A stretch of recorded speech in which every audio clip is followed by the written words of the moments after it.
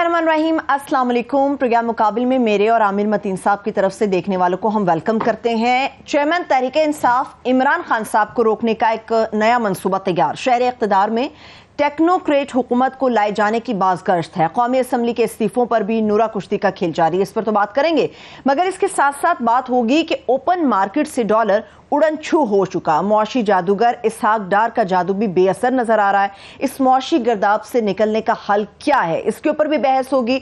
और प्रोग्राम के दूसरे हिस्से में इस्लामाबाद के जंगलात पर कब्जा करके हाउसिंग सोसाइटी बनाने के मंसूबे पर निहायत एक्सक्लूसिव डिटेल्स हैं, जो आज अपने देखने वालों के सामने आमिर साहब रखेंगे। और सियासत की नजर हुए क्रिकेट के खेल के साथ खिलवाड़ कौन और क्यों कर रहा है, इसके ऊपर भी बात होगी।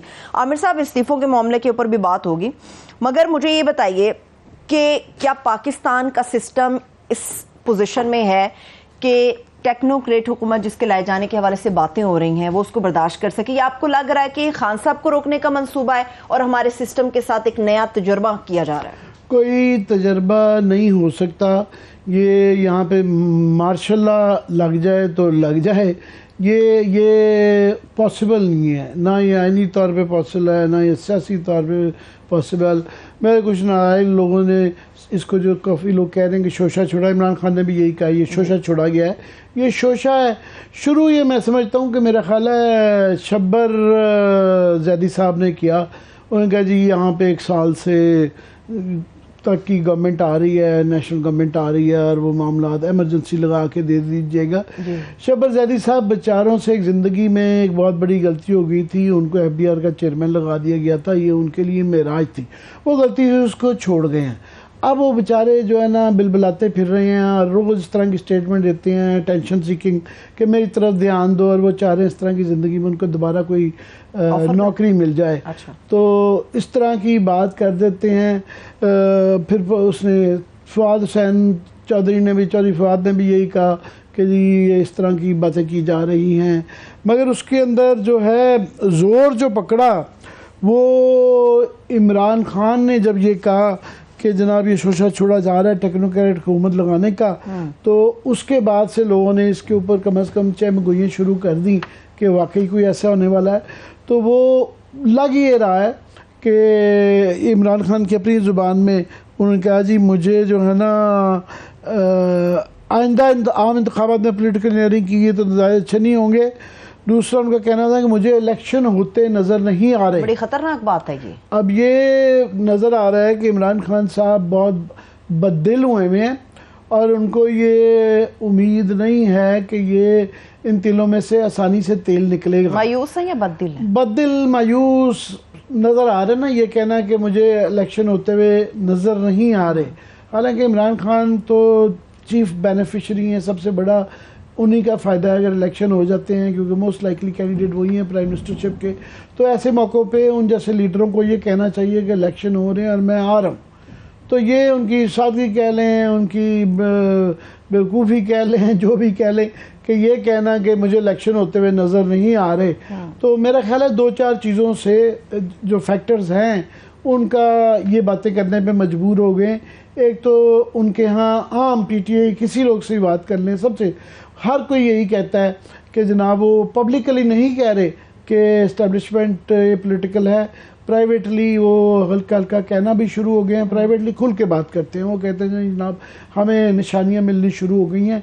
सबसे पहले परवेज़ इलाही साहब ने TV के ऊपर ओपनली आकर कहा कि जी मुझे मैसेज आ रहे हैं कि असम्बलियाँ तहलील ना करें, इस्टेब्लिशमेंट नहीं चाहती है कि असम्बली तहलील हो। पहले तो वो क्लियरली उन्होंने कहा। उसके बाद फिर जिस तरीके से असम्बलियाँ तहलील होने की ताख़ीर हुई, गवर्नर साहब ने किया और अदालतों ने लंबी पेशियाँ दे दी और एफिडेविट का कहा, तो खुदा न खास्ता हम अदालत की शान में तो गुस्ताखी नहीं कर रहे। इमरान साहब के ज़हन में सवाल आए हुए हैं, क्योंकि ये बड़ी अनयूजुअल फ़ैसला था। जब अदालतें, कई लीडरान ने PTI के कहा भी है कि उन्होंने करना हो तो रातों रात 12 बजे भी अदालतें खुल जाती हैं। और ये पाकिस्तान का इस वक्त सबसे बड़ा कॉन्स्टिट्यूशनल पॉलिटिकल क्राइसिस है, उसका फैसला करें। ये लटका के किसी एक पार्टी को रिलीफ दिया गया और दूसरे के मफाद में नहीं है ये। तो ये एक इशारा मिला। उसके बाद जो आज ख़ास तौर पे ہوا ہے کہ الیکشن کمیشن نے بالکل آخری وقت میں بلدیاتی اسلام آباد کے الیکشن جو ہے نا وہ کینسل کر دیے. جنرلی وہ پی ڈی ایم والے الیکشن سے بھاگ رہے ہیں, وہ بلدیاتی کراچی کے الیکشنوں سے بھاگ رہے ہیں, وہ نیشنل اسمبلی سے بھاگ رہے ہیں, وہ پروونشل الیکشن سے بھاگ رہے ہیں. وہ اسلام آباد کے بلدیاتی کا یہ تھا کہ الیکشن کمیشن کا کام ہے کہ گورنمنٹ کو ایگزیکٹو کو پش کرنا کہ یہ آئینی ذمہ داریاں ہیں اس کو اوپر کریں, اور یہ بڑے عرصے سے مؤخر ہوتے جا رہی ہیں بلدیاتی, اور یہ آئین کے اندر ہے یہ چیز. مگر الیکشن کمیشن نے بالکل لاسٹ منٹ پہ, اور وہ اسد عمر کا اچھا ایک جملہ تھا کیونکہ جی 6 مہینے میں کتنے کے بچے پیدا ہو چکے ہیں کہ آپ کہیں کہ ایک دم دوبارہ حلقہ بندی کی ضرورت پڑ گئی ہے. اب حلقہ بندی اس لیے ہوتی ہے نا کہ آبادی زیادہ ہو گئی ہے, کیونکہ 6 مہینے پہلے تک تو ایسا کوئی ایشو نہیں تھا. تو یہ اس پہ پی ٹی آئی کے لوگ, آج شیری مزاری کا بھی اس پہ ٹویٹ بھی آیا ہوا ہے کہ وہاں پہ یہ کہا جا رہا ہے ان کے مطابق کہ ان کا سروے آیا تھا اسٹیبلشمنٹ کا, اس کے اندر یہ کلیئرلی تھا کہ بہت بڑی میجورٹی اکثریت کے ساتھ پی ٹی آئی یہاں جیت رہی ہے, اس لیے یہ اس کو مؤخر کر دیا گیا ہے. تو یہ میرا خیال یہ تو ہیں عمران خان کے ریزن. باقی یہ آئین میں کوئی گنجائش نہیں ہے اس کی. یہ جو کہا جاتا ہے کہ جناب یہ 1 سال کی 2 سال کی, یاد رہے کہ یہ پہلے بھی یہ آج کل کے بہت بڑے بڑے ڈیموکریٹ جو ہیں یہ ان کا فیورٹ جملہ ہوتا تھا, فیورٹ کوشش تھی, جیسا کہ نجم سیٹھی آج کل وہ جمہوریت کے بہت بڑے علم بردار ہیں, مگر جب انہوں نے فاروق لغاری کے ساتھ کو کنونس کر کے حکومت بے نظیر گورنمنٹ کی توڑی تھی تو ان کا بہت ذرا اصرار تھا, یہ بار بار ان کو کہہ رہے تھے کہ 1 سال تک کے لیے گورنمنٹ کو ایک روتھلیس جو ہے اکاؤنٹیبلٹی ہونی چاہیے. تو باقی جو لوگ تھے کیبنٹ میں انہوں نے یہ حوصلہ نہیں کیا فاروق لغاری نے, اس لیے 3 مہینے بعد الیکشن ہو گئے تو محترمہ ہار گئیں, نواز شریف صاحب الیکشن جیت گئے. تو یہ ہر دور میں یہ کہا گیا ہے یہ ٹیکنوکریٹ آئیں گے اور وہ معاملات ملک کے ٹھیک کر دیں گے. یہ ایک ایزی ایک لالی پاپ ہے, یہ ایک شارٹ کٹ ہے, اور ایک یہ عجیب مفروضہ بیوقوفانہ ہے. یاد رہے کہ ہمارے ہاں یہ ٹیکنوکریٹ کی گورنمنٹس بڑی دفعہ آ گئی ہوئی ہیں, معین قریشی صاحب بھی تھے, شوکت عزیز صاحب بھی تھے, یہ سب ٹیکنوکریٹ, اور ان سے زیادہ فیلئر کوئی نہیں رہا. یہ ٹیکنوکریٹ نہیں, اور آئین میں گنجائش نہیں ہے. آئین میں الٹرنلس کہ آئین کو آپ برخاست کر دیں تو لے آئیں. جو ایمرجنسی کی کلازز ہیں اس کے اندر جو وہ خاص اس کا ایک تقاضے ہیں, اس کے اندر یہ 1 سال کی گورنمنٹ کا کوئی پورا نہیں ہوتا. اور ایمرجنسی کی کلازز میں بھی یہ ہے کہ حالات اس طرح کیوں ملک کے وہ نہیں چل رہے, اور اس کے اندر صدر کی سواب دید ہے, اسمبلی کی سواب دید ہے کہ وہ اس کے بعد ریزولوشن پاس کریں, اور ایک ریکوائرمنٹس جو اس کے لیے چاہیے اس کے ایک 1 2 3 4 تقاضے ہیں, جس کے اوپر یہ کہیں بھی نہیں ہے کہ 1 سال کے لیے 2 سال کے لیے جی ایک ٹیکنوکریٹ گورنمنٹ آ جائے اور وہ مسائل کا حل کرے گی. فواد چوہدری صاحب کی آپ نے عامر صاحب بات کی تھی, فواد چوہدری صاحب نے آج بڑی ایک اور خطرناک بات کی. انہوں نے کہا امپورٹڈ ٹیکنوکریٹ اگر امریکہ سے کسی کو لا کر پاکستان کے اندر بٹھایا گیا معاملات کے حل کے لیے تو اس کا ہم بھرپور مزاحمت کریں گے. یہ کس طرف اشارے کر رہے ہیں؟ اگر امریکہ کی طرف اشارے کر رہے ہیں, کس کو لانے کی تیاریاں کی جا رہی ہیں پاکستان کے اندر؟ جی پہلے بات یہ ہے کہ پہلے جو امریکہ ہی سے 2 جو ٹیکنوکریٹ ہمارے بڑے لائے گئے تھے پرائم منسٹر معین قریشی صاحب, ان کو وہ پاکستانی پاسپورٹ نہیں تھا ان کے پاس, ان کو 24 گھنٹے کے اندر راتوں رات ان کو پاکستانی پاسپورٹ بنا کے دیا گیا اور ان کو شہری بنایا گیا پاکستان کا, اور ان کو پرائم منسٹر بنایا گیا. پھر اس کے بعد شوکت عزیز صاحب جو تھے وہ بھی امپورٹڈ پرائم منسٹر تھے, وہ بھی لائے گئے تھے. تو اس طرح کے جو ٹیکنوکریٹ جو آتے ہیں وہ امریکہ سے ہی اتفاقاً آئے ہیں. تو یہ ابھی ان کے ذہن میں شاید ان کی کوئی انفارمیشن ہوگی, مگر ہوتا یہ ہے کہ جب یہ آپ کی اکانومی نظر آتی ہے, اور اکانومی واقعی بہت زیادہ بری حالات ہے, پھر اس کے بعد پہلے خراب کی جاتی ہے, پھر اس کا سلوشن جو ہے وہ خود ہی پیش کر دیا جاتا ہے کہ جناب یہ پولیٹیشنز کو بلیم کر دو. اور پولیٹیشنز کے ہاں ہمیشہ آپس میں وہ منقسم ہوتے ہیں. وہ ایک گروپ ان کے ساتھ مل جاتا ہے کہ جی ہاں جو پاور سے باہر ہوتا ہے وہ کہتا ہے جی بالکل یہ والا بنا لیں, اور جس کو یہ سوٹ نہیں کر رہا ہوتا وہ اس کی مخالفت کرتا ہے. یہ آسان لفظوں میں یہ 2 لفظوں کی پاکستان کی کہانی. آپ نے کہا کہ خان صاحب نے, اور یہ ہم سب جانتے ہیں, خان صاحب نے کہا کہ ابھی مجھے الیکشن ہوتے نظر نہیں آ رہے, وہ بد دل ہیں یا وہ مایوس ہیں. کل بڑا امپورٹنٹ اجلاس انہوں نے بلا لیا خان صاحب نے, جس کے اندر پارٹی کی اہم مرکزی قیادت بیٹھے گی اور نیشنل اسمبلی کے استعفوں کے اوپر بات چیت ہوگی. آپ کو لگتا ہے کہ خان صاحب ایک قدم پیچھے ہٹنے کے لیے تیار ہو چکے ہیں یا ہونے والے ہیں؟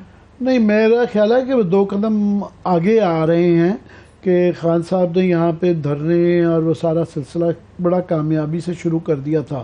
تو درمیان میں یہ چیف آف آرمی صاحب کی اپوائنٹمنٹ ہو گئی. اس کے بعد انہوں نے کہا, یہ اوپنلی کہا انہوں نے, کہ ہم انتظار کریں گے, دیکھیں گے کہ یہ اونٹ کس کروٹ بیٹھتا ہے, اور وہ ہمیں انڈیکیٹرز آنے چاہیے کہ معاملات جو ہیں اس کے اندر, جو سیاست کے اندر مخل نہیں ہوں گے.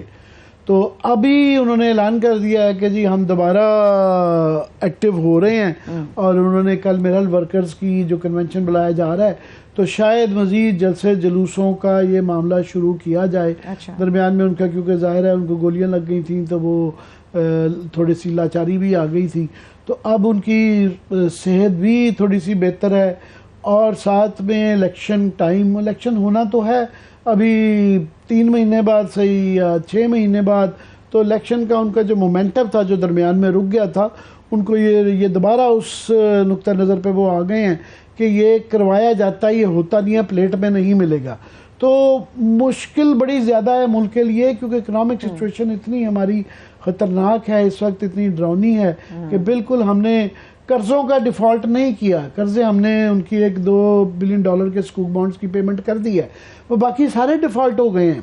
باقی آپ کے پاس جو ہے پیسے نہیں ہیں ایل سیز کرنے کی, تیل خریدنے کی, ہر چیز میں ڈیفالٹ ہے. ڈیفالٹ صرف قرضوں کا نہیں ہوتا, باقی سارے ڈیفالٹ ہے, اور ہم ورچولی بینک کرپٹ ہو گئے ہیں. اس کے اندر ان حالات میں آلریڈی بے یقینی ہے, ڈالر آپ کے کنٹرول میں نہیں آ رہا, اسٹاک ایکسچینج آج بھی 500 پوائنٹ گر گئی ہے. تو اس میں اگر جلسے جلوس بھی شروع ہو جاتے ہیں, شہر بھی بند ہو جاتے ہیں, تو وہ بہت زیادہ معاملات مزید خراب ہو جائیں گے. آلریڈی آپ کی فیکٹریاں بند ہو چکی ہوئی ہیں, باقی بند ہو رہی ہیں. تو اس کے اندر یہ میرا خیال ہے یہ جو فائنلی یہ کہا جا رہا ہے کہ پش کر کے کوئی آپس میں بیٹھ کے کوئی تصفیہ کروا کے وہ اگر نہیں ہوگا تو حالات کوئی سیناریو دیکھ لیں وہ پاکستان کے لیے کوئی اتنے مثبت نہیں ہے. آپ نے کہا 2 قدم آگے جا رہی ہے پاکستان تحریک انصاف, جو آپ کو نظر آ رہا ہے. اب وہ کل ملنے بھی جا رہے ہیں اسپیکر نیشنل اسمبلی سے, ملنے جا رہے ہیں, استعفے پیش کرنے جا رہے ہیں, کیونکہ خبریں یہ کہ اسپیکر کل خود آسٹریلیا جا رہے ہیں.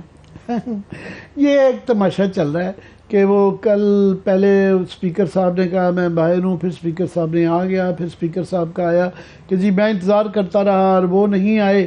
انہوں نے کہا جی ہم کل آئیں گے. تو انہوں نے اب اسپیکر صاحب کا پتہ نہیں, اب شارٹ بھی آپ کے پاس اگر کوئی ہے تو دکھا دیں بے شک. وہ میں دکھاتی ہوں, آپ کمپلیٹ کریں. انہوں نے کہا کہ آپ اکیلا آئے, یہ وفود میں نہ آئے. اب مجھے امید ہے اب اکیلا بھی آئے گا تو بھی کوئی نئی شرط نکل آئے گی. بنیادی بات یہ ہے کہ وہ یہ نہیں کرنا چاہتے. لیکن عامر صاحب, جاوید ہاشمی کیس میں بھی تو یہ طے ہوا تھا کہ اگر ایک شخص ایوان میں کھڑا ہو کے کہہ دے گا کہ میں ریزائن کر رہا ہوں تو وہ استعفیٰ منظور کر لیا جائے گا. بات یہ اسپیکر کے آفس کا بھی ایک تنزلی کا ایک نیکسٹ لیول ہے.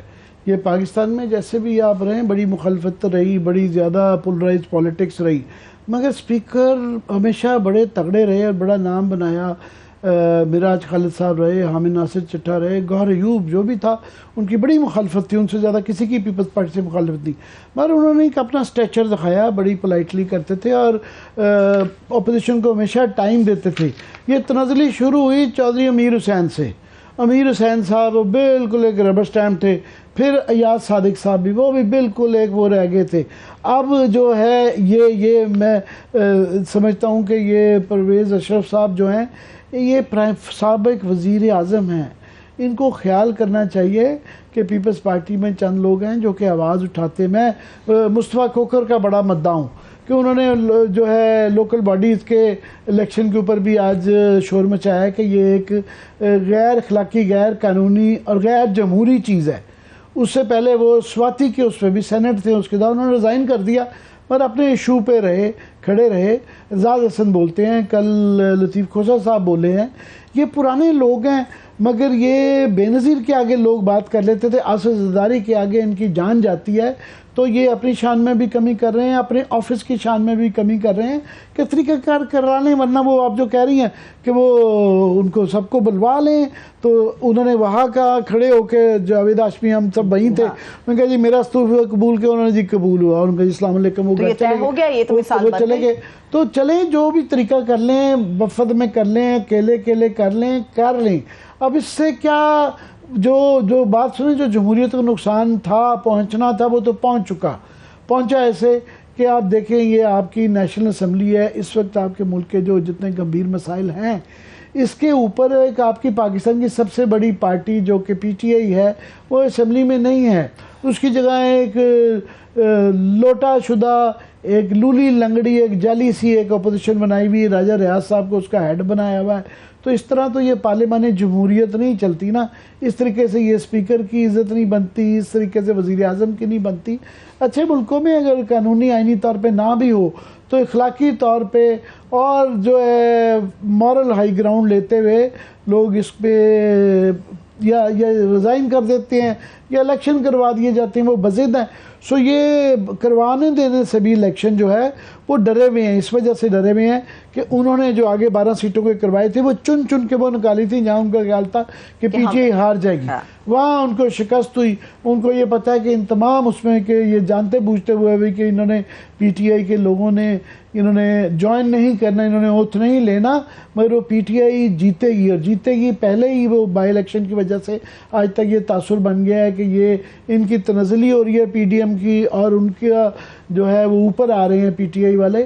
تو یہ بنیادی وجہ. یہ سب تو بول رہے ہیں مگر ایک لمبے عرصے تک اپنی ذات کے بارے میں بات کرنے سے جو شخص خاموش رہا، جو انکاری رہا، وہ بھی بہت بول رہا ہے. X army chief general retired Bajwa صاحب وہ بھی بات کر رہے ہیں کہ میرے لیے کیا ہوا اور میں نے کیا کچھ کیا بتا دوں گا تو ایک قیامت کا سما ہوگا. بس بات یہ ہے کہ یہ آفس جو تھا اس کی ایک تعظیم تھی، اس کے لیے بڑا اہم تھا کہ اس آفس میں لوگ کم بولیں، اور خاص طور پہ آپ دیکھیں ریٹائرمنٹ کے بعد کوئی نہیں بولا. وحید کاکڑ صاحب مجھے ایک جگہ شادی میں مل گئے، میں نے نہیں، کسی نے نہیں پہچانا، ہم 10 لوگ تھے صحافی. کسی نے کہا جی ان صاحب کو جانتے ہیں، کونے میں بیٹھ کے بڑی خاموشی کے ساتھ کھانا کھا رہے تھے. ہم 10 صحافی تھے، اسلام آباد کے بڑے پرانے صحافی، کسی نے نہیں پہچانا. انہوں نے کہا یہ جنرل وحید کاکڑ ہے. انہوں نے آج تک نہ سٹیٹمنٹ دی، نہ کبھی وہ نظر آئے، بالکل ایک خاموشی کے ساتھ. ایکسٹینشن کی بی بی نے آفر بھی کی ان کو، وہ گھر چلے گئے، انہوں نے کہا نہیں میں نے ایکسٹینشن نہیں. تو یہ ہونا چاہیے رول ماڈل. انفارچونیٹلی بدقسمتی سے ہمارے ہاں رول ماڈل جو ہے نا، جو بڑا اگریسو ہوتا ہے، جو بہت زیادہ ڈی ایچ ایس بناتا ہے، وہ رول ماڈل بن گیا ہوا ہے. یہ رول ماڈل چینج ہونے کی ہوتا ہے. ویسے بھی کسی اور چیف نے بھی ریٹائرمنٹ کیا نہیں صاحب کی میں نے نہیں دیکھا کہ انہوں نے کوئی اسٹیٹمنٹ دی ہو، انٹرویوز دیے ہوں. اس کے بعد راحیل شریف کا کوئی انٹرویو نہیں دیکھا. یہ ایک نئی ٹریڈیشن ہے. جو نئے آرمی چیف ہیں عمران خان جو مرضی کہتے رہیں، انہوں نے بھی بڑی خاموشی سے ایک وہ رکھا ہوا ہے سلسلہ کہ وہ پہلے روز ان کی جو تصویر آئی ایس پی آر والا دیتے تھے، ان کی تقریریں دکھائی جاتی تھیں، وہ بہت محدود ہو گئی ہیں. جہاں پہ بڑا ضروری ہے کہ افواج کا ولولہ بڑھانے کے لیے جتنی ضروری ہے اتنی ہی محدود ان کو دکھایا جاتا ہے. جب یہ اس طرح کے انٹرویوز دیں گے تو پھر وہ دوبارہ ہے. تو مجھے لگتا ہے کہ دونوں طرف سے ایک سلسلہ جاری ہے. ایک تو ان پہ attack P T I consistently اب کر رہی ہے. عمران خان صاحب نے بھی آج ان کے متعلق کہا ہے کہ جنرل باجوہ صاحب نے بڑا ظلم کیا ہمارے پہ، ہم بالکل ڈیفالٹ پہ کھڑے ہیں اور ہماری حکومت کے اچھی ورکنگ ریلیشن تھی مگر انہوں نے اس ملک کا اور ہمارا ستیہ ناش کر دیا. مور لیس روز ہی وہ کچھ نہ کچھ کہتے ہیں، ان کے لوگ بھی کہتے ہیں، ظاہر ان کو غصہ ہے. تو ایک جوابی بھی مجھے نظر آ رہا ہے کیمپین جنرل باجوہ صاحب کے دوست احباب اور وہ خود بھی کر رہے ہیں، آرگنائز لگتی ہے کہ اوپر تلے جو ہیں ایک کالم انہوں نے انٹرویوز دیے ہیں، کالم چھپوائے گئے ہوئے ہیں. اور تھوڑا سا یہ ہے کہ میں سمجھتا ہوں کہ اس آفس کی تقریب میں تھوڑی سی کمی آئی ہے. اور وہ انٹرویو ہمارے دوست ہیں جاوید چودھری صاحب، اور ہم نارملی دوستوں کے اس پہ نہیں کرتے مگر انہوں نے جو اس کے اندر باتیں لکھی ہیں وہ ہنسی آ جاتی ہے کہ جی وہ چائے کے اندر جو ہے نا کیک رس ڈبو کے کھاتے تھے. پھر ان کے گھر کا جو ان کی سٹوری سنائی گئی ہے انکساری کی اور غربت کی، کہ وہ انسان کو لگتا ہے کہ شاید زکوٰۃ کے ہی حقدار بن گئے ہیں کہ وہ اس طرح کی باتیں کہ بہت زیادہ ان کے ہاں سادگی ہے. ایک سابق چیف کے متعلق ہمارے ایک اور کالم نگار ہیں، وہ ایک دفعہ انہوں نے لکھا تھا کہ وہ 2 ٹائم کی روٹی بھی نہیں کھاتے ہیں، 1 ٹائم کی مس کر دیتے ہیں اور ایک کھانا 3 دفعہ چلاتے ہیں. تو یہ اس طرح کی مبالغہ آمیزی نہیں ہونی چاہتی. لاسٹلی جو ہے انہوں نے یہ کہا، بہت زیادہ ریاکٹ کیا اس انٹرویو میں کہ یہ جو ان کے اثاثوں کے متعلق FBR سے لیک ہوئی، انہوں نے کہا جی میں اس کے متعلق جو ہے نا ڈیٹیلز لے کے آؤں گا، اس کا فورنزک آڈٹ کراؤں گا۔ اب میری یہ عرض ہے کہ آپ نے یہ نہیں، اگر وہ کہہ دیتے کہ یہ غلط ہے، یہ میری ہیں ہی نہیں، تو پھر تو بات بنتی تھی۔ اب ایک اگر آپ مان لیا آپ نے کہ وہ آپ کے ہی احساس سے کیا، ہاں اس کی تشریح وہ کہہ سکتے ہیں کہ ان کے جو سبزی ہیں مٹھو صاحب جو ہیں ان کے ساتھ نہیں جوڑنا چاہیے تھا، اس کی تشریح غلط کی گئی، اس کو مس ریپرزینٹ کیا گیا، وہ بات سمجھ آتی ہے، مگر انہوں نے ڈینائی نہیں کیا کہ یہ ان کے احساس ہیں۔ جتنے یہ آگے چلیں گے، جتنے فورنزک آڈٹ کرائیں گے، جتنی اس پہ بات ہوگی اتنا کیچڑ اچھلے گا۔ ان باتوں پہ خاموشی بہترین ہوتی ہے، صحیح ہے، اور نہ ہی بات کی جائے تو بہتر ہے۔ تو میرے لب خاموش ہے، اب یہ نہ کہیے گا اتنا کچھ کہنے کے بعد بھی آپ کہیں گے میرے لب خاموش ہے۔ میری بھی ایک چھوٹی سی عرضی ہے عامر صاحب کہ عوام کو سچ بتایا جائے۔ خان صاحب کہتے ہیں ملک ڈیفالٹ کی طرف کھڑا ہے، ہم ڈیفالٹ 5% پہ اس وقت کھڑے ہیں، گرنے کے قریب ہیں، اور ڈار صاحب کہتے ہیں سستی سیاست اپنی چمکا رہے ہیں، اور آج وہ بڑے اگریسو موڈ کے اندر بھی ہمیں نظر آئے ڈار صاحب کہ بس یہ ایک بدقسمتی ہے کہ ہم بہت زیادہ یہ سیاست میں الجھے ہوئے ہیں کہ ہماری سیکورٹی کی سچویشن بہت زیادہ خطرناک ہوتی جا رہی ہے۔ یہ پورے ایک افغانستان کے ایک بارڈر کے ایک کونے سے لے کے دوسرے کونے تک جو ہے نا یہ دھماکے شروع ہو گئے ہیں۔ اگر آپ اجازت ہے میں ایک چھوٹی سی بریک سے واپس آ کے اگر کنٹینیو کر لوں، لے پھر اس کے بعد آپ بالکل ایک چھوٹی سی break, stay with us.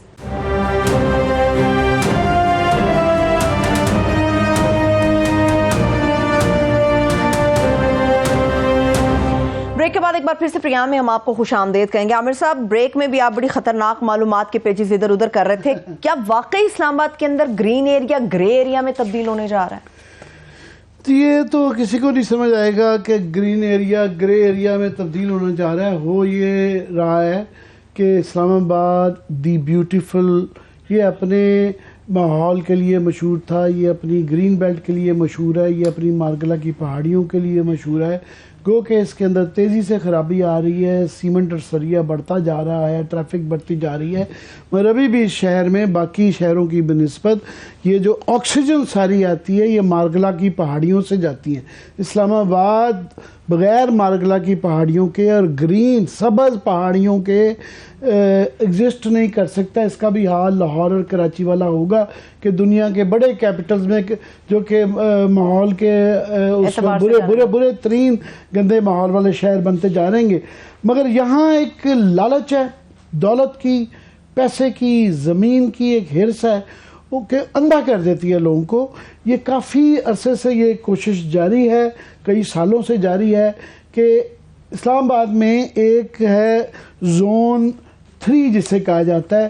Zone 3 جو ہے وہ نو گو ایریا ہے ہاؤسنگ سوسائٹیز کے لیے، کہ آپ جو مرضی کر لیں، یہ گرین ایریا ہے، اس کے اندر برڈ، ان کے پرندے چرند پرند اور درخت نہیں کاٹے جائیں گے۔ ادھر جو ہے جو پرانے گھر بنے ہوئے ہیں، جو لوگ رہ رہے ہیں، پرانے گاؤں ہیں، وہ ٹھیک ہے رہ رہے ہیں، رہتے رہے، مگر مزید کوئی اس کے اندر جو ہے ہاؤسنگ سوسائٹی نہیں جائے گی۔ یہ اس کے اندر جو بلڈر نہیں جائے گا، اس کے اندر ہاؤسنگ سوسائٹی نہیں جائیں گی، اس کے اندر کمرشل پلازاز نہیں جائیں گے۔ اور یہ بڑی کلیئر ہے کہ یہ ماگلا روڈ ہے، اس کے اس پار یہ مارگلا کی پہاڑیاں اور اس کا سبز جنگل ہے۔ اسی طرح ذرا سا آپ جائیں جی ٹی روڈ کی طرف، ٹھیک ہے، تو D12 کے اس طرف اسلام آباد والے تو سمجھتے ہیں اس چیز کو، مگر اگر نقشہ بھی دکھا سکیں پروڈیوسر صاحب جو اسلام آباد میں نہیں ہے، کہ وہ D12 کے اس طرف ماگلا روڈ ہے۔ اب یہ اس طرف جو ہے یہ قانون ہے 1992 کا کہ اس کے اندر کنسٹرکشن جو ہے ہاؤسنگ سوسائٹیز کی وہ نہیں کی جاتی۔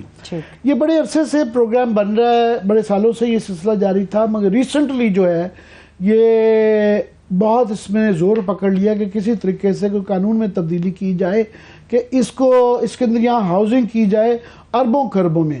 اس کے اندر جو شک کیا جا رہا ہے 2 بڑی پارٹیز ہیں، ایک کا تعلق پیپلز پارٹی سے ہے جن کی زمینیں ہیں وہاں پہ، یہ آپ نے سنا ہوگا سنجیانی بہت سنتے ہیں آپ، یہ سنجیانی کی زمینوں کے اوپر بھی بلاول صاحب کے اوپر اور اس کی خرید و فروخت کے اوپر، قبضے کے اوپر ایک زمانے میں بہت بڑا سکینڈل تھا، بہرحال وہاں پہ زمینیں ہیں پیپلز پارٹی کے جو چیئر پرسن ہیں آصف زرداری صاحب اور بلاول زرداری صاحب کی، اور دوسری بڑی پارٹی جو ہے وہاں پہ وہ ہے پرائم منسٹر شہباز شریف کے جو پرنسپل سیکرٹری ہیں توقیر شاہ صاحب کی، ان کا آبائی گاؤں ہے۔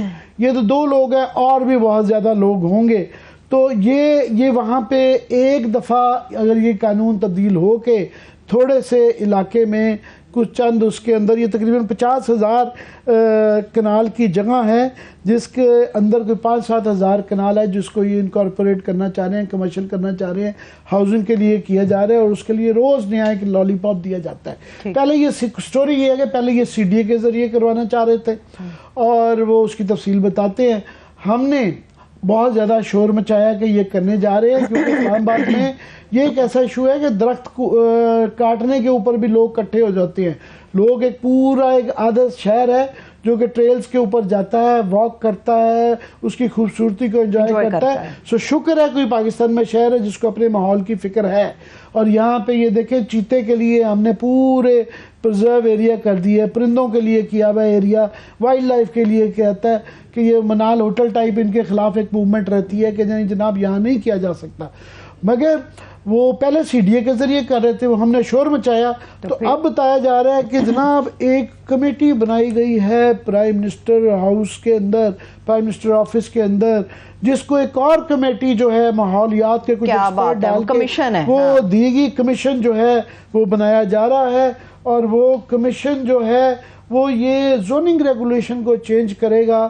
بیوروکریٹس ڈر گئے ہیں، ان کو یہ لگا کہ یہ ہم پھنس جائیں گے اور یہ ہمارے کندھے پہ تلوار رکھ کے یہ چل رہی ہے، حالانکہ اس میں سے سارے ہی بیوروکریٹ جو ہے ان کا بڑا مشکوک رول ہے۔ کیپٹن عثمان صاحب CDA کے جو ہیں ان کا اس کے اندر بہت ڈائریکٹلی رول ہے، وہ بھی بتاتے ہیں۔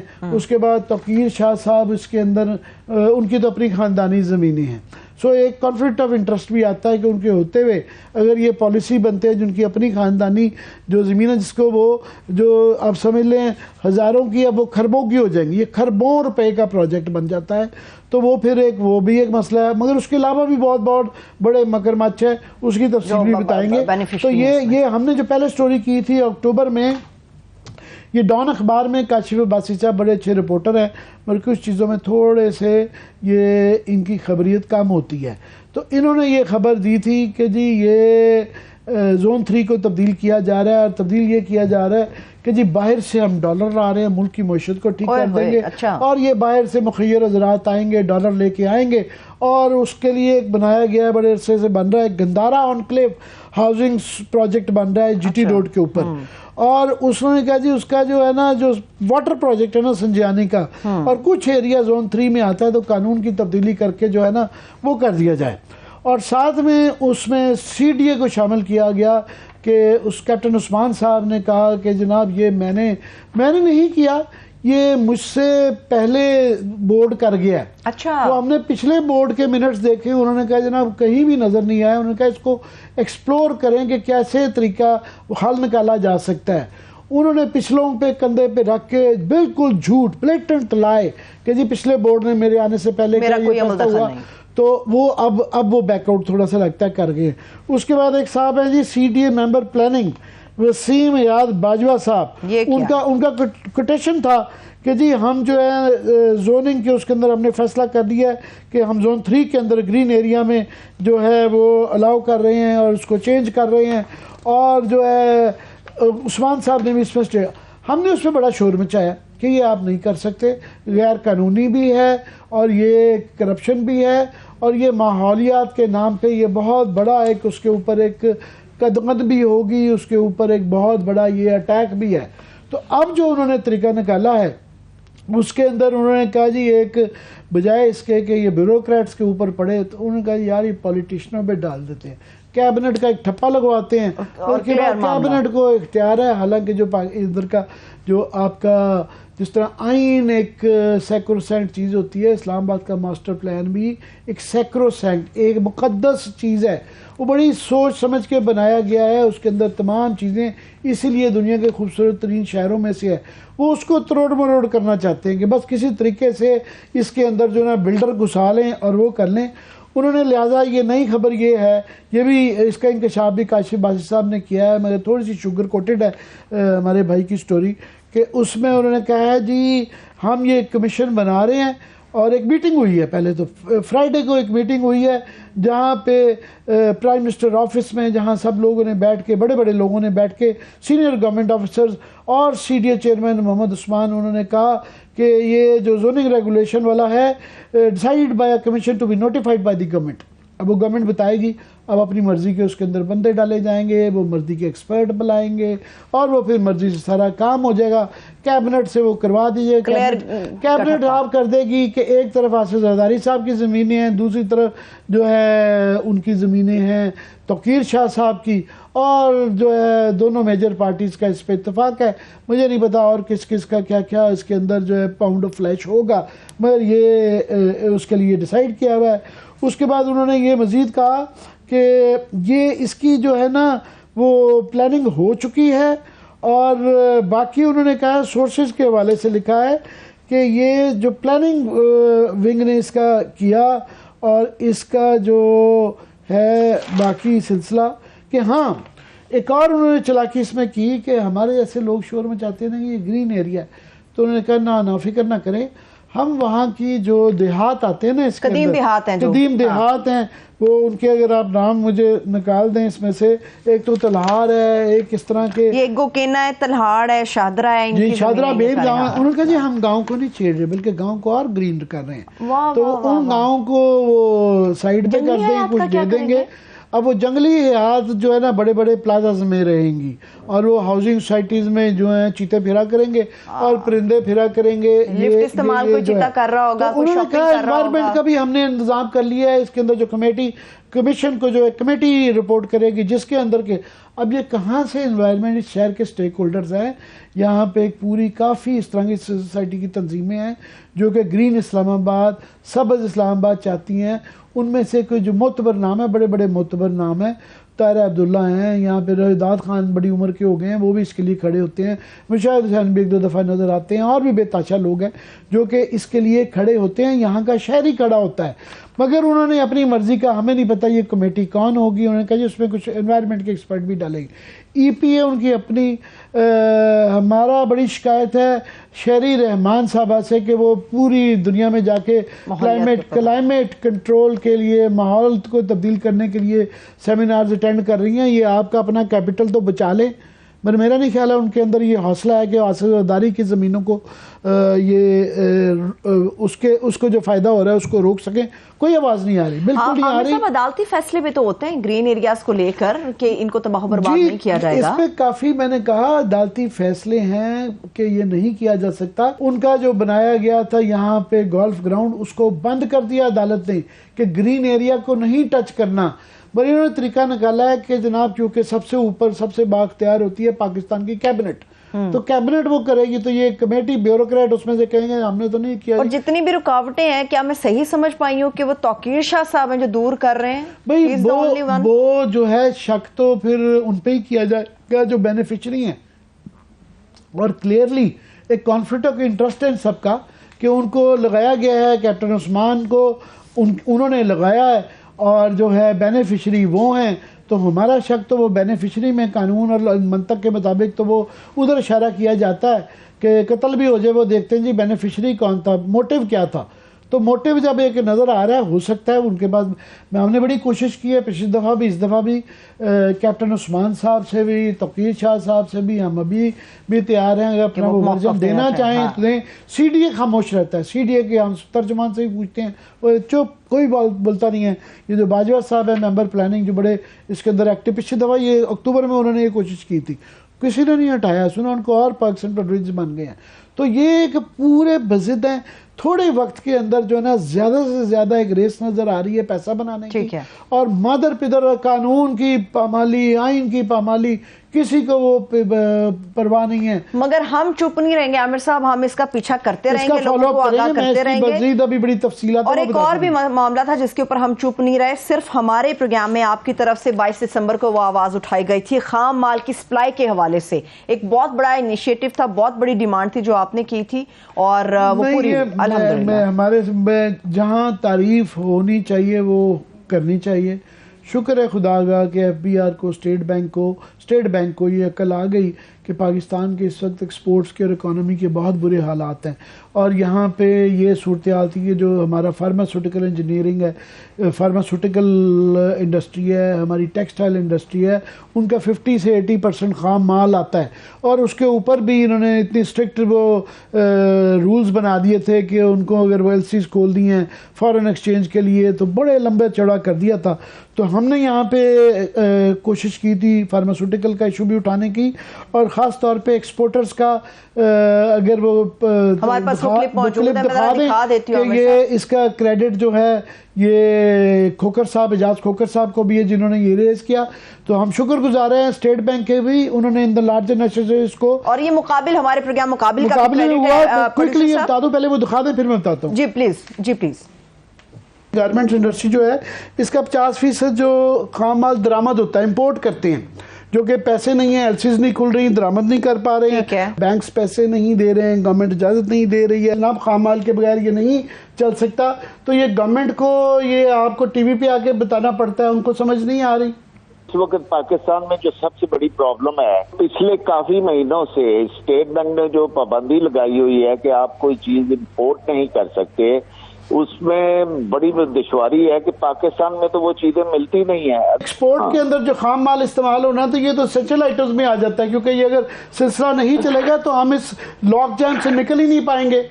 धड़ाधड़ फैक्ट्रियाँ बंद हो रही हैं, बेरोजगारी बढ़ेगी, और एक्सपोर्ट्स को बहुत ड्रास्टिक जो है वो एक $5 बिलियन का बता रहे हैं कि 31 से जो है 25-26 बिलियन डॉलर। ये हमने अपने देखने वालों को जी ये एजाज खोकर साहब ने इसको रेज किया, हमें भी मौका मिला, तो एक अच्छा फैसला ये हुआ है कि अभी इंपोर्ट्स के ऊपर जो रॉ मटेरियल हैं और इनपुट गुड्स हैं और स्पेयर पार्ट्स हैं उनके ऊपर स्टेट बैंक ने ये कदगने ख़त्म कर दी हैं, और एक्सपोर्ट ओरिएंटेड जो इंडस्ट्रीज़ हैं उनके ऊपर साथ में उन्होंने ये भी तुक समझ आती है कि जो फूड है इस वक्त वहाँ पे आटे वगैरह की जो सूरत हाल है, तो वीट एडिबल ऑयल वगैरह के ऊपर भी ये पाबंदियाँ ख़त्म की है। साथ में यहाँ पे कोयले के ऊपर और जो एनर्जी के लिए चीज़ें हैं उन पर भी ये नहीं लगाई, और एग्रीकल्चर इनपुट्स के लिए कि सीड, फर्टिलाइज़र और पेस्टिसाइड वगैरह के ऊपर भी इस तरह की कदमें, इससे इकॉनमी चलती है, इससे डे टू डे लाइफ चलती है, इससे जानें बचाई जाती हैं दवाइयों से। तो ये बड़ी ज़रूरी थी और ये बड़ी अच्छी बात है कि उन्होंने ये वाला फ़ैसला स्टेट बैंक ने किया है, और हम इसलिए भी खुश हैं कि हमें इस काविश के अंदर कुछ थोड़ी सी हमारी कंट्रीब्यूशन भी है, शामिल है, मौका मिला सही है। एक ब्रेक की तरफ अभी चलते हैं आमिर साहब, ब्रेक से वापस आएंगे तो बात करेंगे कि अवाम के लिए एक पाकिस्तान के अंदर एक ही शायद एंटरटेनमेंट बाकी रह गई है, वो है हमारा क्रिकेट का खेल। मगर इस क्रिकेट के खेल के साथ भी खिलवाड़ होना शुरू हो चुका है, इसकी वजह क्या है? ब्रेक से वापस आकर जानेंगे, स्टे विद अस।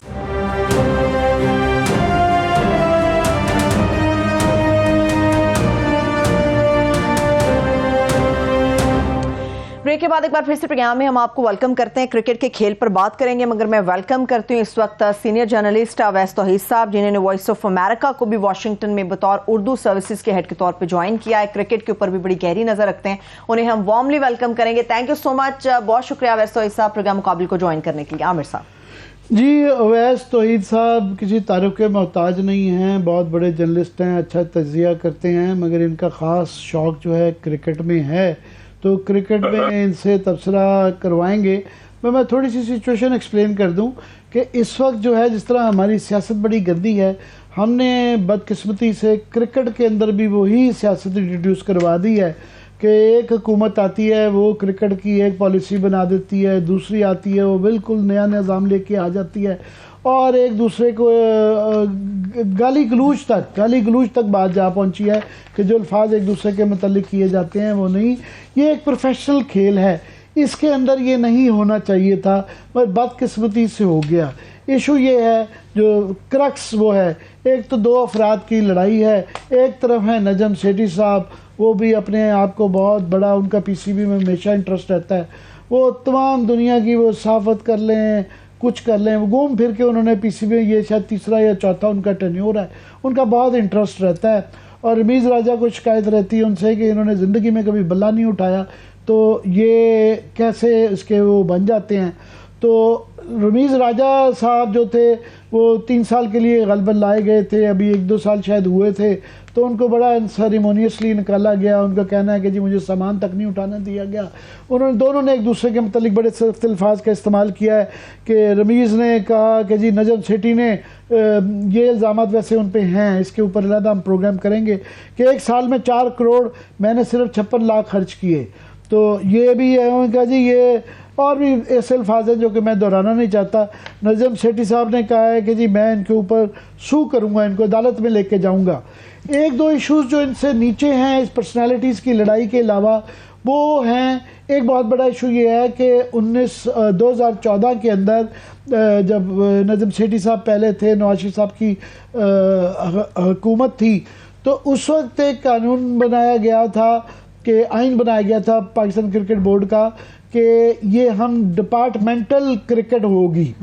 اور وہ ڈپارٹمنٹل کرکٹ یہ ہے کہ ریلوے کی, کسٹم کی, اور یہ ڈپارٹمنٹس اور بینکس یہ پروموٹ کرتے تھے کرکٹ کو, لوگوں کو, کرکٹرز کو نوکریاں ملتی تھیں, نیا ٹیلنٹ آتا تھا. اس کے بعد عمران خان صاحب آئے تو ان کا جو تھا, میں کوئکلی کہہ دیتا ہوں کہ ان کا ایک اپنا نظریہ تھا کہ انہوں نے جو ہے علاقائی شہروں تک لے آئے وہ کرکٹ.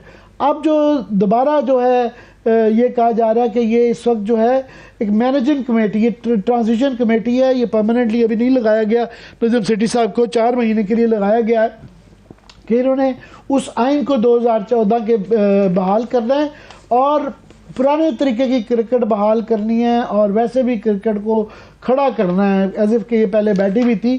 تو مجھے آپ ذرا گائیڈ کریں, آپ کا مجھ سے کرکٹ میں بہت زیادہ انٹرسٹ رہتا ہے ویس, کہ یہ کیا یہ گند پڑا ہوا ہے, کیا کیا جائے؟ شکریہ عامر. ایک تو ابھی میں فیئرویل ڈنرز ہی لے رہا ہوں اور واشنگٹن نہیں گیا ہوں, تو ابھی میں پاکستان میں موجود ہوں. عامر دیکھیے, یہ تو ہم نے دیکھا اتنی یہ ہیوملیٹنگ طریقے سے جو رخصت کیا گیا رمیز راجہ صاحب کو. مجھے اختلاف ہو سکتا ہے, آپ کو اختلاف ہو سکتا ہے ان کے انتظامی امور سنبھالنے سے یا کرکٹ کے پہ ان کے کوئی ڈیسیشنز اگر پسند نہ ہو, لیکن یہ اس طرح جیسے کو ہو گیا اور ٹیک اوور ہو گیا, یہ انتہائی ان کو بڑے طریقے سے سلیقے سے بلایا جا سکتا تھا. سابق کپتان ہیں ٹیم کے, بڑے پوری دنیا میں کے معروف ایکسپرٹ کامنٹیٹر رہے ہیں, تو شہباز شریف صاحب بلا لیتے پی ایم ہاؤس کے اندر, ان کو کہہ دیتے کہ یہ ہوم ٹیسٹ سیریز وغیرہ ختم ہو جائیں, اس کے بعد ہم چاہ رہے ہیں کہ جی ہم اپنے مرضی کا کوئی لے کر آنا چاہ رہے ہیں. طریقہ ہوتا ہے, تو وہ ایک بالکل غلط ہے. دوسری طرف یہ آپ دیکھیے عامر کے 70 کی دہائی میں عبدالحفیظ کاردار وغیرہ جب ہوتے تھے, انہوں نے ڈپارٹمنٹ کرکٹ انٹروڈیوس کی تھی, جب ایک طریقہ کار ہوتا تھا کہ 16-14 ریجنز ہیں, کراچی کا ہے, لاہور کا ہے, کوئٹہ کا ہے, پشاور کا ہے, سو آن, اور وہ لوگ الیکٹ ہو کے پھر وہ الیکٹ کرتے تھے چیئرمین. اب یہ تو ایک عجیب طریقہ نکالا ہے کہ جو نواز شریف صاحب کے دور میں کہ جی وزیر اعظم جو ہے وہ پیٹرن ان چیف ہوگا. کیوں پیٹرن ان چیف ہوگا؟ کیونکہ نواز شریف صاحب کو کرکٹ میں دلچسپی ہے, عمران خان صاحب کو تو چلے سمجھ میں آتا ہے. تو مجھے لگتا ہے کہ طریقہ کار غلط ہے, اور یہ جس طریقے سے ٹیک اوور کیا ہے وہ بالکل بد تہذیبی والا ہے, یہ نہیں ہونا چاہیے تھا. اب بات یہ کہ رمیز راجہ صاحب کی جو زبان ہے وہ ان کو سمجھنا چاہیے کہ وہ تہذیب کے دائرے میں رہے ہیں. رمیز راجہ صاحب نے, آپ نے سیاست سے بات شروع کی تھی اپنے ابتدائیہ میں عامر, کتنی بدقسمتی ہے کہ رمیز راجہ صاحب کے اتنے کریڈینشلز ہیں کرکٹ کے, اس کے باوجود وہ عمران خان صاحب کی سیاست سے نتھی ہوئے اور چیئرمین بنے. اور یہ جو نجم سیٹھی صاحب ہیں, یہ صحافت بھی کرتے ہیں اور کشتی کے اندر پیڈل بھی کرتے ہیں, نواز شریف کے ساتھ تصویریں کھنچواتے ہیں, شہباز شریف کے ساتھ تصویریں کھنچواتے ہیں. 2014 میں جب آئے تھے, جب بھی یہ کورٹ کچہری میں معاملہ گیا تھا, آپ کو یاد ہوگا جکا اشرف صاحب اسلام آباد ہائی کورٹ سے انہوں نے اسٹے آرڈر لیا, یہ سپریم کورٹ میں گئے, اسما جہانگیر صاحب مرحومہ ان کی وکیل تھیں, پھر وہ یہ چیئرمین بنے. اب دیکھیے رمیت راجہ صاحب نے ایک دو کام اچھے کیے, وہ جونیئر لیگ کا کام جو ہے وہ اچھا کیا, اسی کی وجہ سے یہ 3 جو نوجوان کرکٹر شاہد آفریدی نے انکلوڈ کیے ہیں کہ ان کو ایکسپوجر میں لے گا انٹرنیشنل کا, دیٹ از بہت اچھا ڈیسیژن ان کا تھا. دوسرا نجم سیٹھی صاحب سے میرا اختلاف ہے, ہو سکتا ہے, لیکن پی ایس ایل کو ایک برانڈ بنانا, اس کو اور انٹرنیشنل کرکٹ کی واپسی کے اندر ان کی کاوش, ان کو بھی کریڈٹ جاتا ہے, لیکن یہ طریقہ کار غلط ہے, طریقہ کار بدلنا چاہیے. ڈپارٹمنٹ کرکٹ ختم کرنا غلط بات تھی. عامر, آپ اور ہم نوجوانی میں 9 وری میں سب جانتے ہیں, سلیم ملک, جاوید میاں, عمران خود, ماجد, جاوید برکی, مشتاق محمد, حنیف محمد, شعیب محمد, سارے لوگ ڈپارٹمنٹل کرکٹ سے ہوتے تھے, اور جو لوگ انٹرنیشنل کرکٹ نہیں اچیو کر پاتے تھے اسٹیٹس, ان کا ایک گھر کا چولہا جلتا تھا, وہ بے روزگار ہو گئے تھے, بڑا سیٹ بیک ہوا. لیکن اب یہ واپس کیسے لائیں گے عامر؟ ایک تو یہ ابھی کانسٹیٹیوشن کو انووک کر نہیں سکتے کیونکہ ایڈاک بیسس پہ تھوڑی سی قطع کلامی ہو رہی ہے. میں آپ کی بات کاٹ رہا ہوں, معاف کیجیے گا, کہ یہ اس وقت یہی ایشو ہے کہ ان کا وہ ڈپارٹمنٹل کرکٹ لانا چاہ رہے ہیں, یہ علاقائی کرکٹ کی طرف جا رہے تھے. دنیا بھر میں جو سپورٹس ہوتی ہے اس کی پروموشن کے لیے سارے ٹیئرز ہوتے ہیں. سارا کچھ کیوں نہیں ہو سکتا کہ علاقائی بھی کریں, ڈپارٹمنٹل بھی کریں, پروونشل بھی کریں, نیشنل بھی کریں. جتنے ٹیئرز ہوں گے اتنی زیادہ ٹیلنٹ آئے گا, اتنا زیادہ. یہ فٹ بال میں بھی ہوتا ہے, یہ بیس بال میں بھی ہوتا ہے, ہر جگہ ایسا ہوتا ہے. یہ سارا کچھ کیوں نہیں ہو سکتا؟ اب دیکھیں پہلے ہوتا تھا پاکستان میں بھی, یہ جو سارے کراچی کی ٹیم ہوتی تھی, سندھ کے حیدرآباد کی ٹیم ہوتی تھی, اور دوسری ٹیمیں ہوتی تھی, وہ یہاں پر بالکل صحیح کہتے ہیں کئی ٹیئرز میں ہونا. اور اب مجھے بتائیے عامر کہ اس ملک کے اندر ہے کتنی ہاکی, اس کی تنزلی ہو گئی, اسکواش کے اندر چیمپئن ہم نے کھو دیے. تو اب کرکٹ ہے نا, کرکٹ کے ساتھ کروڑوں لوگوں کے دل جڑے ہوئے ہیں. تو یہ پبلک آفس کی سیکٹر جو ہے نا, یہ مجھے اشارہ کر رہے ہیں کہ پروگرام کا ٹائم ختم ہو گیا. وہ اگلی دفعہ آپ کو تنگ کرتے رہیں گے اس کے اوپر. آپ نے بڑی بیلنسڈ بات کی ہے. تو میری صرف درخواست نجم سیٹھی صاحب سے ہوگی, خدا کے لیے فیصلہ کر لیں کہ آپ نے کرکٹ کرنی ہے کہ یا صحافت. واپس نہ آئیے گا. تھینک یو سو مچ عامر صاحب. دیکھنے والوں کو شکریہ. خدا حافظ.